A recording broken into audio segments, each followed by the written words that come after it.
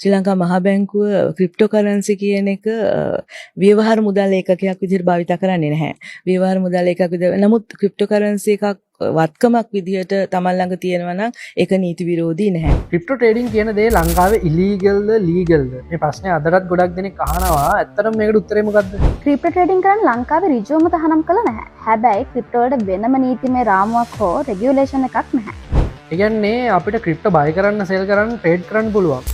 හැබැයි ඒකට ලංකාවේ මහා බැංකුවෙන් ලයිසන් දීපු ලෝකල් ක්‍රිප්ටෝ එක්ස්චේන්ජ් එකක් නැහැ නේද?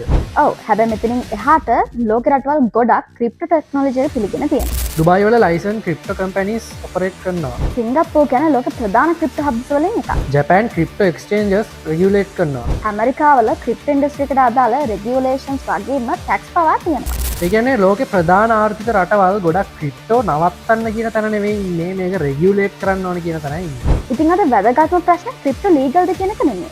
වැදගත්ම දේ තමයි ඔයා මේ ටෙක්නොලොජි එක ඉගෙනගෙන ඉන්නේ කියන එක. මොකද හැම ෆයිනෑන්ෂල් රෙවලූෂන් එකකම වැඩියෙන්ම ප්‍රතිලාභ ලැබෙන්නේ මුලින්ම ඉගෙන ගන්න අයට. ඉතින් මේ ගැන ඉගෙන ගන්න කැමති වාට පුළුවන් අපිත් එක්ක එකතු වෙන්න. අපිත් එක්ක එකතු වෙන්න කැමති නම් ඔයා බයෝ එකේ link එකෙන් group එකට join වෙන්න. එහෙමත් නැත්නම් අපිට inbox message එකක් දාන්න.